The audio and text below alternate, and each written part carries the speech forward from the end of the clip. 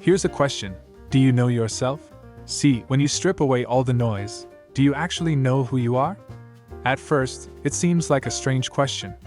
Of course we know ourselves. We wake up with our thoughts, live through our experiences, feel our feelings. If anyone should know who we are, it's us. But when you dig a bit deeper, the clarity kind of blurs. You realize that the you think you know, is a bit complicated. More layered, it becomes a bit more messy than you assumed. From God to the random Reddit guy have all tried to answer this question in their own ways. They've produced volumes of teachings, theories, research, and opinions, and yet, across these disciplines, there's a common understanding. The self is not a simple, static object to be uncovered. It's dynamic, fluid, often contradictory, and sometimes even deceptive. Let's start with self-awareness. It's the foundation of self-knowledge. The ability to observe and understand your own emotions, thoughts, and behaviors. But self-awareness isn't evenly distributed. Some people develop a remarkably refined inner compass. They can articulate their values, examine their motivations, trace the roots of their emotions. But most of us live in a kind of fog. Reacting, coping, surviving, without ever stopping to ask why we feel or act the way we do. And even if we do look inward, what we find isn't always trustworthy. That's why we often question ourselves. The mind is not an impartial observer. It's a storyteller, a meaning maker, and it's riddled with cognitive biases. The Dunning-Kruger effect is a great example. The Dunning-Kruger effect says that those who lack competence in a certain domain often overestimate their ability, while those with true skill tend to second-guess themselves. Then there's confirmation bias. We see what we expect to see, and there's blind spot bias. We think others are more biased than we are. All of this distorts our internal mirror. We don't see ourselves as we are. We see ourselves through layers of memory, trauma, pride, fear, and social conditioning. The reflection is warped, and we don't always realize it. Speaking of social conditioning, this is where things get even murkier. We learn who we are not just by looking into ourselves, but by being looked at. What the flip is that? Let me explain. From a young age, we receive feedback about who we're supposed to be. You're so responsible. You're such a troublemaker. You're not artistic. You're a natural leader. These labels sink into us. We perform identities that gain approval. We suppress parts that don't fit the mold. Slowly, the mask becomes comfortable, familiar, necessary. But these masks, even when worn long enough to feel like skin, are still masks.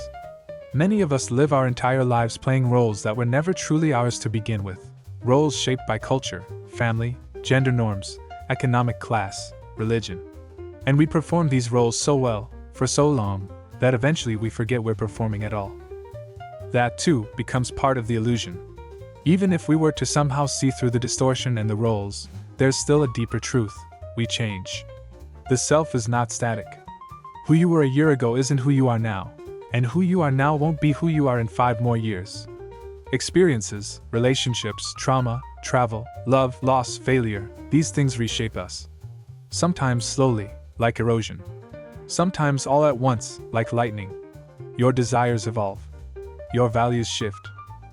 You forget old dreams and create new ones. And if you're paying attention, you start to notice, the act of knowing yourself is never finished. It's not a goal you check off. It's a relationship you cultivate over time. Socrates said that, the unexamined life is not worth living, putting introspection at the very center of human obligation.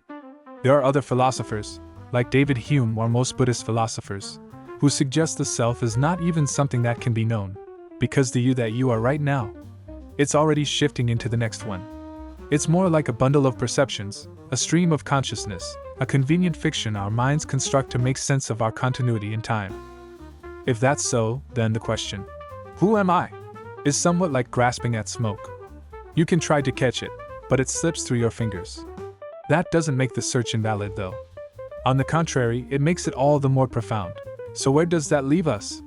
If the self is distorted, socially constructed, and constantly changing, how do we get even close to knowing ourselves? Self-inquiry starts with the right questions. It doesn't have to be deep or complex. You can begin with just 3 simple steps. First, notice. Ask yourself a few simple questions. What am I thinking right now? This question brings awareness to your thoughts in the present moment. Is this thought permanent, or just passing through? It reveals the ever-changing, temporary nature of most thoughts. And who is the I observing all of this? It invites you to step back, not just to observe the thought, but to notice the thinker behind it. Sometimes, looking in the mirror helps. It lets you see yourself from the outside, to catch a glimpse of the I that's quietly watching from within. Let the questions sit. You don't need answers, just awareness. These questions alone can spark powerful reflection. Second step, write. Grab a piece of paper and write exactly what's on your mind. No filters, no edits. Make every new thought a new point. Writing gives clarity. It slows down the chaos inside your head and brings structure to it. Try to make connections of random thoughts you're having. Observe the patterns. You'll start to see the loops your mind runs in. And finally, ask. Ask someone you trust, what's something about me I might not see? Choose someone who sees you clearly and wants the best for you. It might feel uncomfortable, but that discomfort is often where the truth lives. 3 steps. Think. Write. Ask. Still, even with all these tools, the pursuit isn't about arriving at a final answer or constructing a self-definition. It's not about figuring yourself out or creating a flawless personal brand. It's about staying in the process of looking inward, curious, humble, and willing to revise. Meet yourself again and again, with fresh eyes, because the self, at its core, isn't a fact. It's a question worth asking, even if the answer keeps changing. And if you keep asking sincerely, you'll reach something better than an answer, a sense of being in alignment.